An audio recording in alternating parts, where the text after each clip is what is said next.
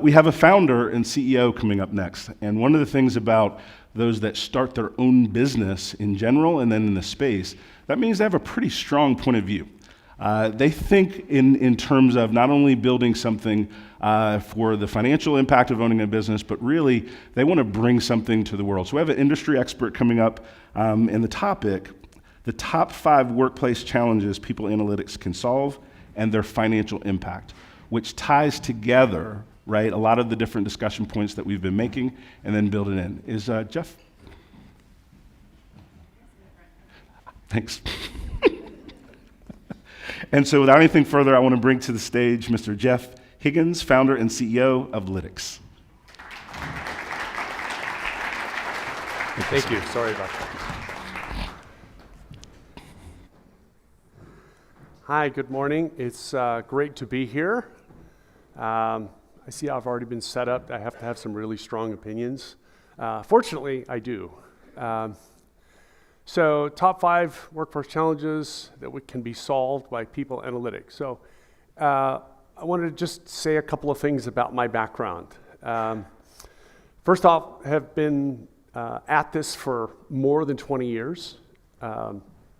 So I'm a former CHRO and a former CFO. So I had a whole first career in accounting and finance, growing up in accounting ultimately as a CFO.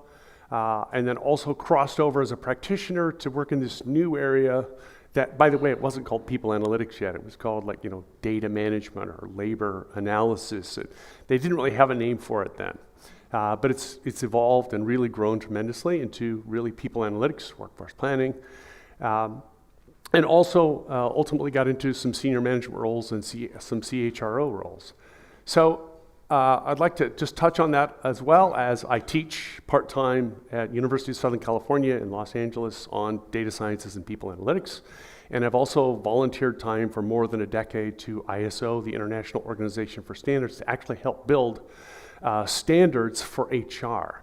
Think of it like, and by the way, I speak a little bit like a former CFO. I've also been accused of having a split personality. So you might see like a little bit of a switch here. One side of the face will start talking and I'll start talking a different way, like the CFO might jump out at any point in time. So apologies for that. I am a recovering CFO trying to pay for my evil misdeeds of the past, which is working really closely with HR before I said no with a smile to anything you asked for. You might even know a couple of people in your organization who are a bit like me. By the way, it sometimes wasn't my fault. Sometimes it was HR's fault. Sometimes it was my fault. What you may not know is business unit presidents and CEOs would tell me my job is to be bad cop. Even if I didn't want to be bad cop, I was bad cop. So that's why a recovering CFO. Sometimes, though, HR would bring a knife to a gunfight. What do you bring if you're trying to make a business case for resources to a CFO? Numbers. What would HR bring? A great story. I'm like, oh, that's such a wonderful story. And I've heard so much talk about communication builds trust. You know what? Okay, I'm going to tap. All right, CFO's here. I don't care about trust. I don't care how many times you come talk to me. Show me a bottom line. Otherwise, I don't have time to talk to you. Okay, I turned him off, so the CFO's gone for the moment. But there are people in your organization that's what they need to hear. To build that trust, they need proof. They're like, yeah, I'd love to trust you, but, right? So, and by the way, not to diminish communication skills and trust building and relationship building, it's absolutely essential, but sometimes you need more. And so with all of that, what I'd like to do is jump into 5 takeaways. So I'm going to try to change it up a little bit. I'm going to err on the side of giving you too much as opposed to too little. I'm going to spend most of the time on case studies. I'm going to try to show you hard numbers and dollar signs. You can decide if you think they're Canadian or US. I'm going to stay away from that whole discussion after I saw what happened to the last speaker. But so what are some things that analytics can solve? Because that's getting towards that proof point, right? No matter how much work you do, and we've talked a lot about data integration and other things, and I'm going to touch on those. I'm going to touch on standards and things like that a little bit behind the scenes. But you've already heard about many of those items. So what I'm going to try to get to is more of the proof points. So what constitutes proof, ROI, business case, value creation, low-hanging fruit, all of that. So without further ado, Okay, so we've got a number of examples of ROI here. And so you can see the idea is, there's actually 7 of them, so there's only 6 showing here. ROI, and the idea is not to show ROI across all these companies, but if you look at the solution or the issue, it's that there's ROI, think like little pots of gold, everywhere in the organization if you know where to look, kind of where to dig. So whether it's recruiting, attrition and retention, whether it's productivity gain. By the way, the UPS case study, which is the biggest one, was actually the ROI of great leaders. How much difference does a really strong leader make? Well, about 15% productivity, which if you're as big as a UPS, works out to about $1.1 billion a year. You can also get into the linkage of engagement, tenure, and what that does to attrition and productivity. And even predicting talent and culture pre-hire. Who's going to be a better fit? Who's going to stay longer with the organization? So there's value creation everywhere, and we're going to dive into a few of these. All right. So you've heard a little bit about turnover prediction. That's great. By the way, this is a study. Any of you strong in statistics? Yeah, I know a bunch of them. Great. There's a lot of technical skills in the room. You will note that the correlations here do not add up. You can't explain more than 100% or one of an item. But these are each individual simple Pearson correlations. So the management of this company, because it's based on a real company, actually preferred this version of the slide as opposed to the multivariate regression model, which had much lower correlations. And the idea is you can see in descending order which were the biggest drivers of turnover. And the strongest predictor was actually how many jobs somebody had in the past. Which, if any of you have recruiting responsibilities, say, oh yeah, I knew that, but didn't know how much. The one that we thought would be number 1 was leader, right? People join an organization, but they leave a boss, sometimes not the direct boss, but a level or 2 up. Surprisingly was number 2, and then in descending order. Interestingly, though, a third of managers were responsible for 80% of the attrition in the company. So let me jump forward to something before I let the CFO back into my head for a moment. There's some phrases I learned when I was in HR as a practitioner. If you don't have data and analytics, everything people is HR's fault. Does that resonate?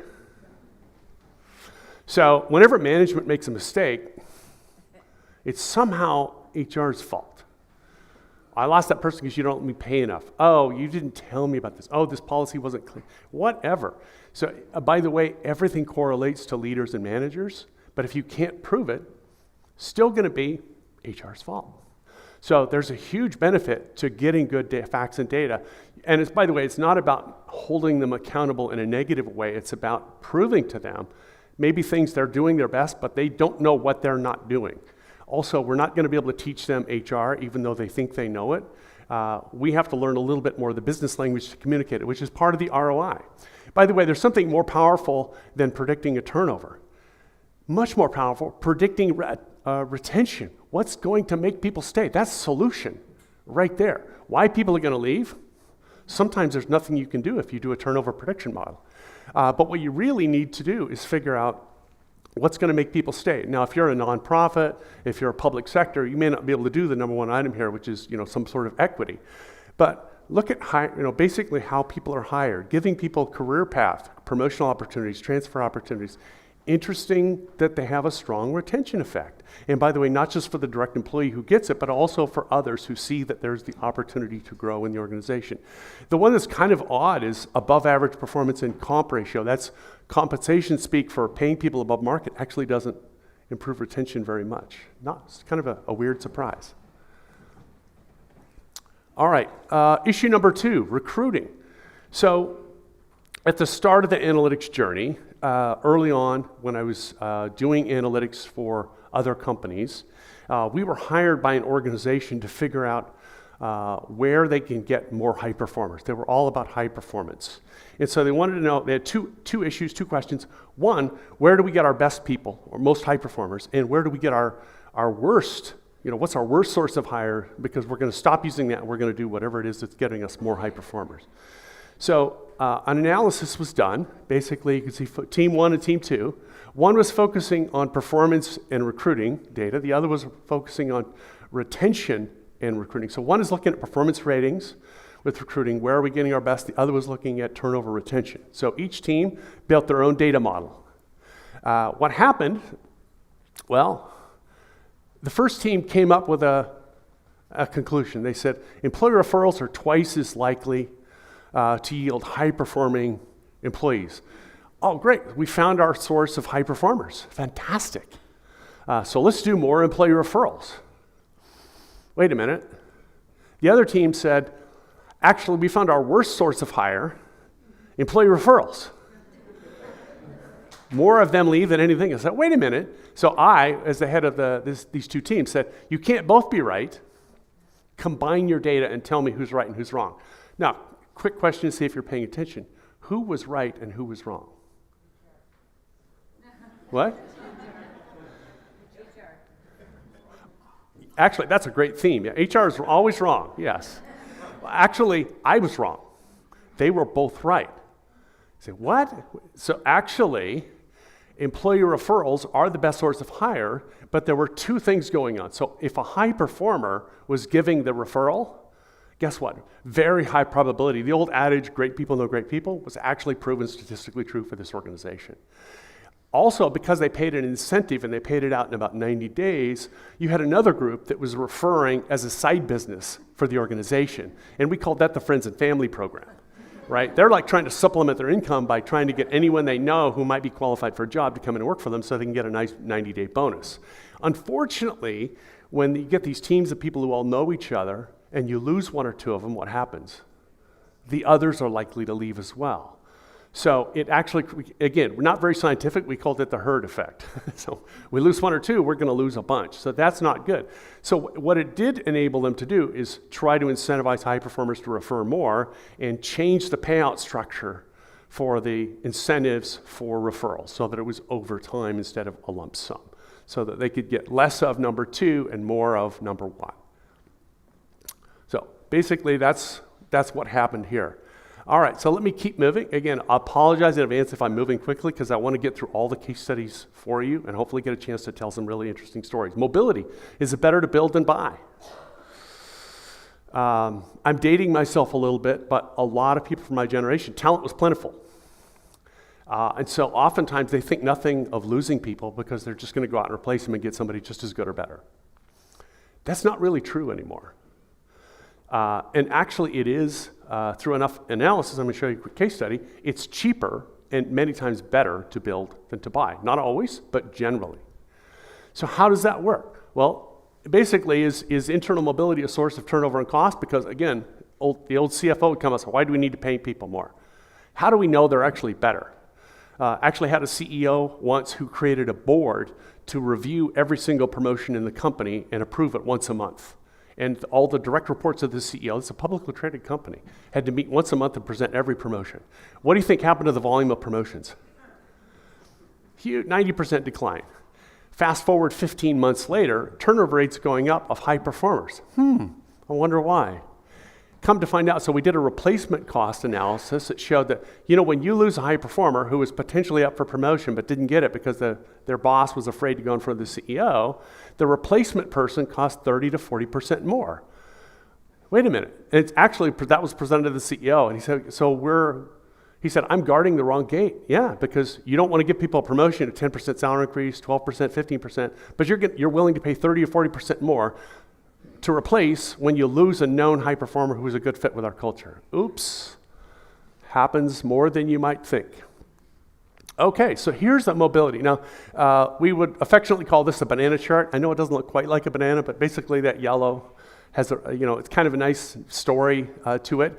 The reddish line is the salary, the market. What you see is across the horizontal axis is years of experience, and across the vertical axis is base salary.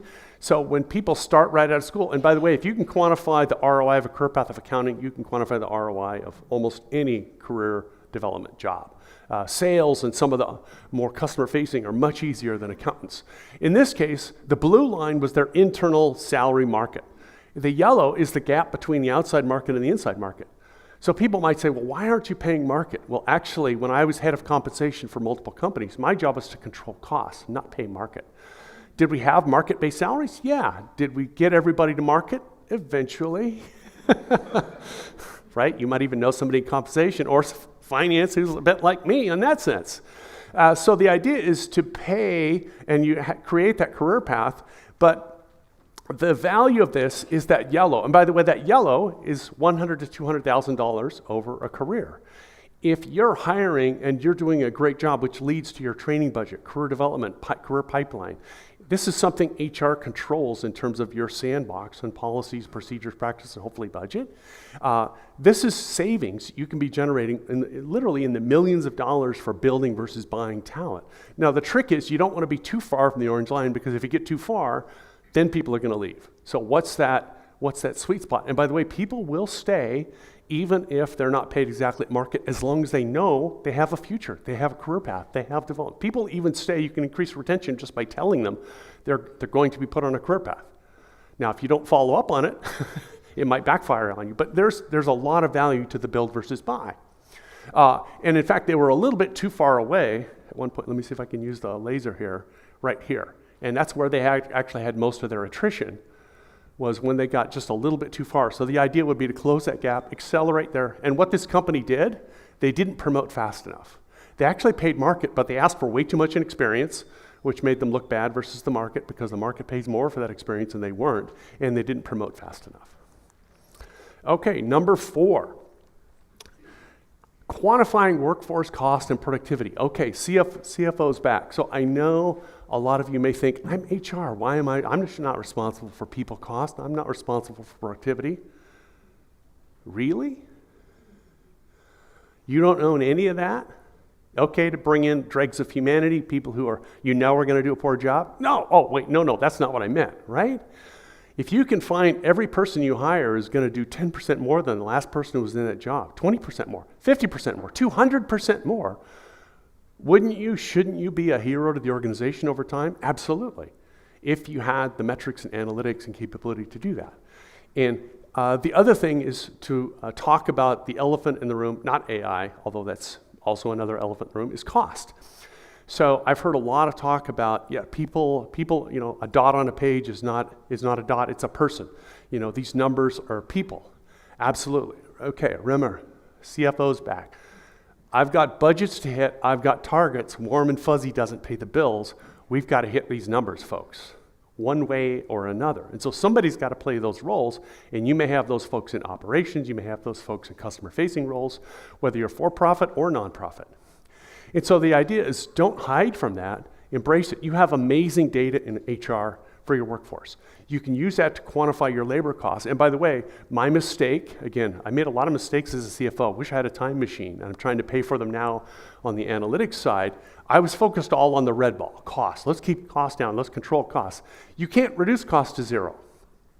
Not possible. But you know that you can expand the blue ball, output, productivity, in perpetuity. If every time you hire somebody, they're more productive. If you run training programs that accelerate time to full productivity, you run training programs that help people become more efficient, more effective, further leveraging AI, you can expand that blue ball forever, and the red ball, the costs don't necessarily have to grow in relationship to it. So I probably spent way too much time on the red ball, and I should have been focusing on both in combination, because you can have your cake and eat it too. You can actually use analytics to find better people that cost less. Paying more only guarantees one thing: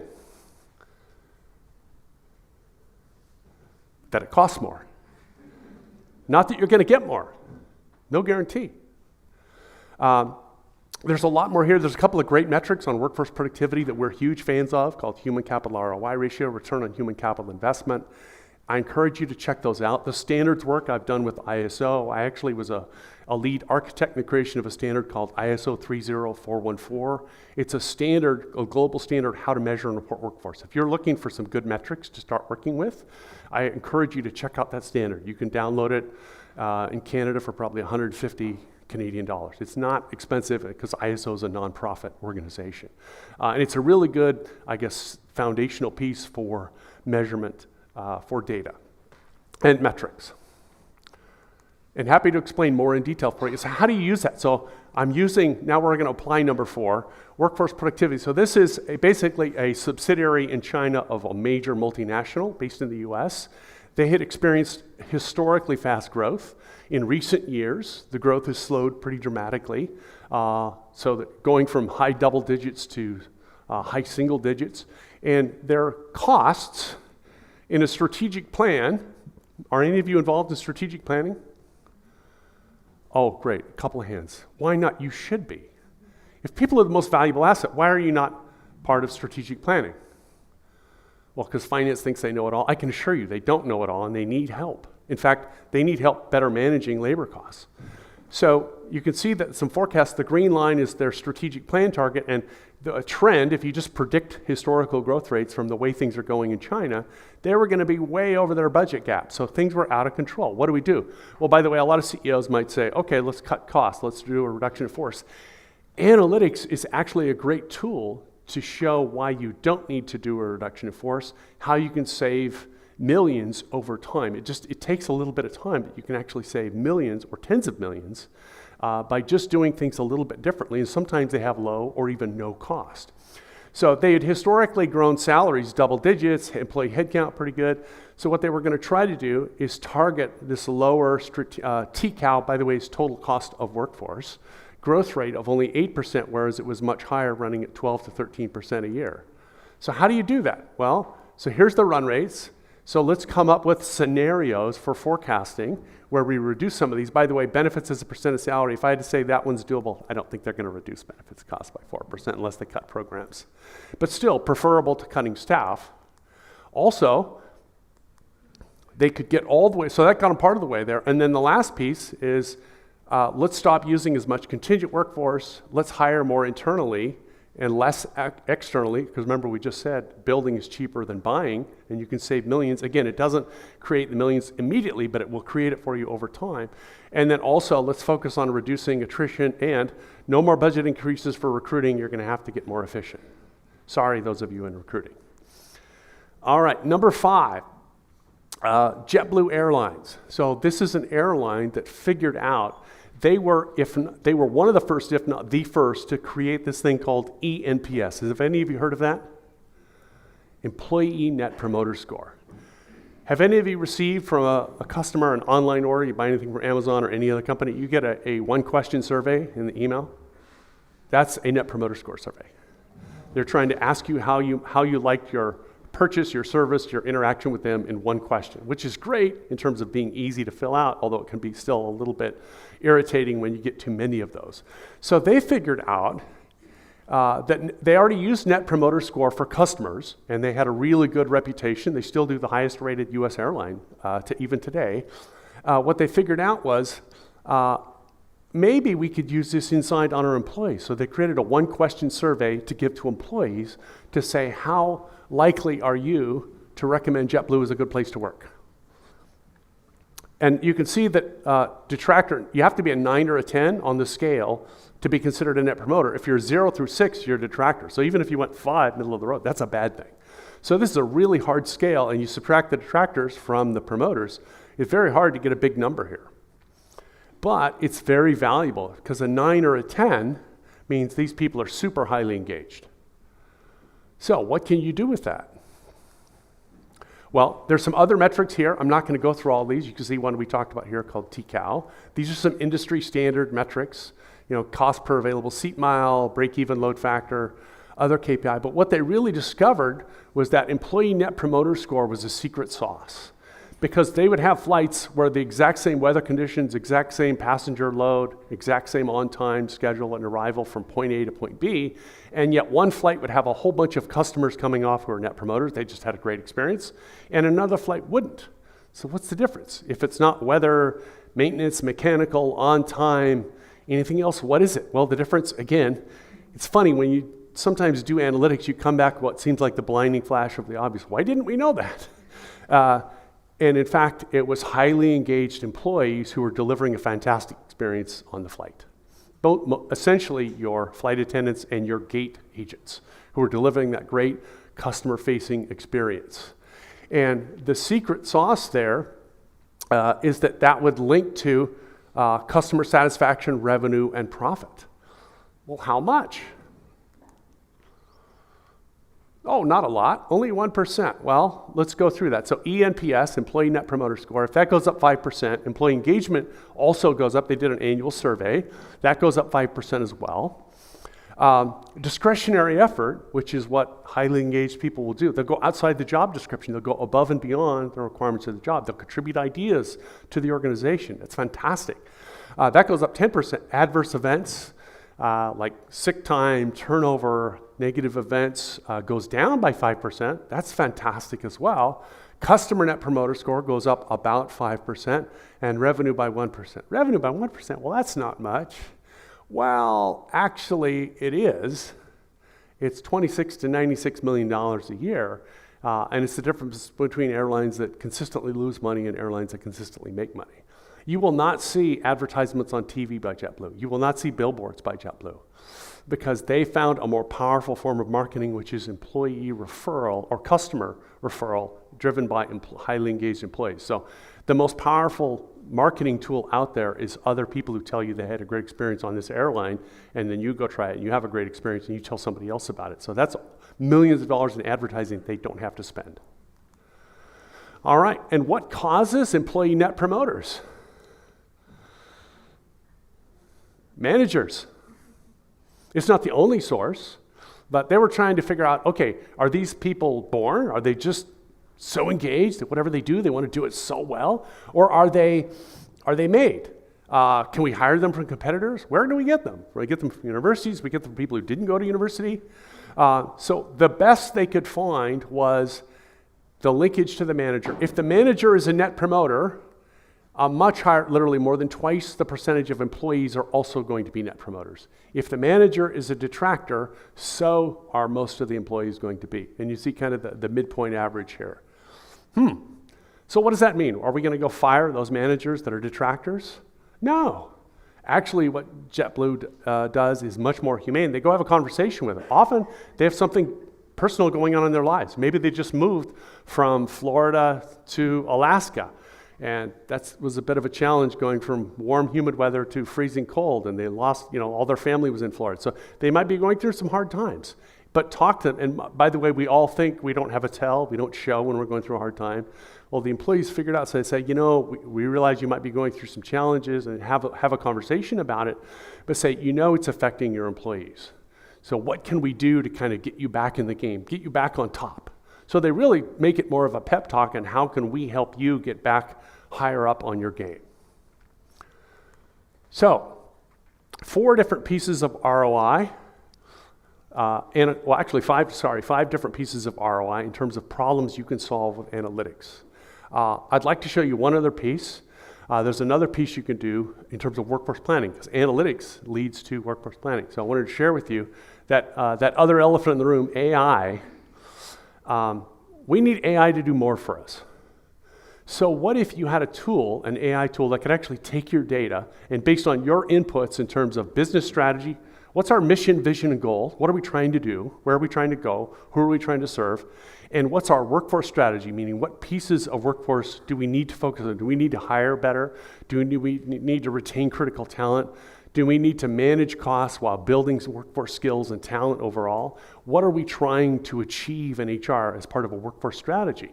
So what if you had a tool that actually would automatically build you a workforce strategy, and then also, as a result of that, give you an automated diagnostic of your workforce? What are you doing well? What are you not doing well? So I wanted to show you something in terms of that. So what you see here is a diagnostic tool where you can build your own custom workforce strategy. You basically see these orange. You select what item you want to focus on. In this case, reducing critical role turnover rate. And it gives you a little bit of input in terms of business strategy, key questions, workforce strategy.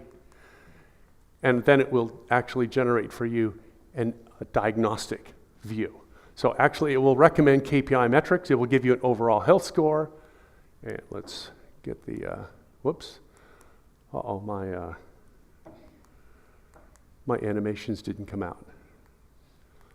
So I've got some animations in here. Basically, it's gonna give you these, and you can click on these links to go deeper, and also it will give you AI-driven feedback in terms of what you're doing well, what you're not doing well. So, and that can enable you to actually take action And then each of these is a different chart around each different focus area. And this links to deeper analysis in terms of an analytics tool. So let me stop there. Any questions?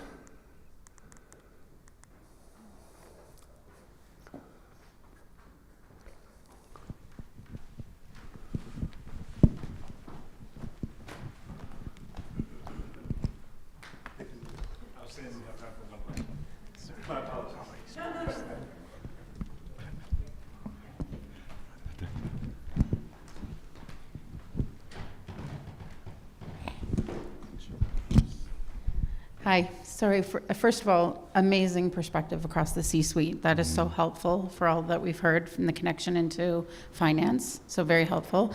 I have a question around your storytelling on some of the things that you mentioned because of your experience. So the overtime versus the big bang impact to finance executives, either the CFO or the CEO, how have you mastered the storytelling to the overtime and the importance of that employee retention and that employee build over the big numbers? Because CEO and CFOs really land on the numbers a lot. How do you influence the storytelling on that?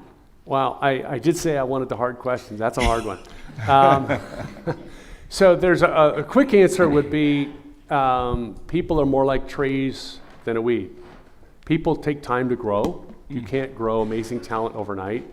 And by the way, a lot of organizations do 3, 5, 10-year planning. They're just not used to thinking of it that way for talent. The best thing I found is if you show them something that forecasts out a few years and they can see it in a visual, they can get it. But oftentimes they need to see it. And the other thing, by the way, much better than a story, they need to see numbers. You need to dollarize your business case. Because we're not going to teach everyone to speak HR. So we have to put it in their language. By the way, language business is money. Even if you're a nonprofit, right? Everyone's trying to live within a limited budget. Everyone would love to have a high performer who doesn't work at 2 or 3. The other way to approach it is that if they're looking to avoid pain like a layoff, you can say, look, we can fix this problem, but it's going to take 2 or 3 years, and we can chip away at it, and you can show them progress each year. That can also be a great confidence builder. In my experience is if you get a win for them, a quick win, you show a way to get some savings, you've built a partner for life. You've built that trust, and actually sometimes you'll have a line out the door later, people coming to you with new problems. Hey, I heard you solved the problem over there for this part of the organization. Can you help me? I have another problem. That's a problem, but it's a great problem to have. Any other questions?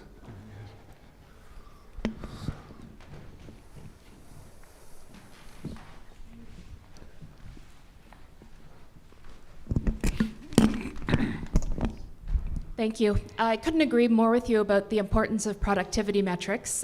Where I've struggled is with... Are you a former CFO? I'm IT. Okay, sorry. But where I've struggled is with dollar value quantification of the output of support teams, such as public relations and the help desk. Any tips on that? Sure. Whenever you show, so actually we've done this productivity analysis with government agencies. Even in nonprofit government agencies, you can show it. And the quick way, take just a minute to show it, if you can show the change rate, when you show forecasts over time, kind of like I've been pitching that story, you can show that you can slow the growth rate of labor costs. So let's say one of these areas like PR, you pick a department. If their labor costs, because you're doing a great job managing, maybe you're building talent instead of buying it, and you're keeping costs down. You always have successors to fill. So this government agency we work with, they built a fantastic succession plan through training and leadership. They really focused on getting people. So when they had people retire with 35 years of experience, they were filling them with somebody with 18 years of experience. And that job was in turn filled by somebody with 6 years of experience. That job was in turn filled by somebody with 1 year experience. So they really focused on development. And actually, the people with the less experience were good. They were not maybe 100% of the person that they were succeeding, but they also cost less. And so showing that you, if not stop the growth of labor costs, if you can slow it, versus the trend, if we do nothing, it's going to go like this. That's a great business plan to communicate to the hard-nosed CFO types that I used to be. Without generating revenue, right? You're just showing how well you're managing labor costs. And it relates to the productivity. Your human capital ROI ratio, if it goes up slower than your budget, if budget is your revenue, because you're a government agency, then you're generating productivity. Morning. Just have a question regarding if you have any tips or insights into how to drive OT costs down, especially if they are because of absences and employee absences like sick and. Sorry, I didn't get the last part of that. Keep costs down? Like if the OT, if there's a lot of OT in an organization due to employee absences, do you have any tips in terms of how do we drive that down? Would hiring more FTE be one of the solutions, or like if the data shows that if you hire more FTE, OT costs keeps going up, it doesn't come down, and it's because employees can take a lot of absences, like sick and comp time off and this and that. And then it's then filled with OT. So how do you tackle that problem if you have? I can give you a partial answer. The longer answer is we should probably talk offline. The short answer is, interestingly, people and labor costs don't always move exactly in the same direction. And this is a flaw in accounting. Accounting assumes that controlling headcount automatically controls cost. It doesn't. If you only hire 3 or 30 jobs, but they're super expensive ones, labor cost goes up really fast. If you hire 3 or 30 jobs, but they're really inexpensive ones, average cost per person goes down. Your labor costs may go up minimally. If you replace expensive jobs with those that are less expensive, costs could actually go down. So there are ways to do that. Hewlett-Packard actually pioneered the term called TCOW. What they actually did in their budgeting process for operating the business and the organization, they said, we don't care how many people you have, hire as many as you want. Hire 1,000 part-time, hire 500 full-time, hire 100 PhDs, you decide. But here's your dollar target for that organization. You go $1 over your target, your KPI turns red, you can't hire anymore. Not only that, you have to get special approval to hire or any replacement. And you can't even hire until it goes back to yellow or green to replace people who leave. So they had a really strict rule, but they took away all these controls on headcount. So you decide, do you need to hire more part-time people to get the work done? And is that, by the way, is that a great source of hire for future full-time hires, which we've found that's a whole other story. Fantastic. Give Jeff a hand. That was wonderful. You did great. That was great. Thank you so much. Oh my gosh. And I could feel it. We could go on Q&A for the next 20 minutes. Please see Jeff and get those different questions offline.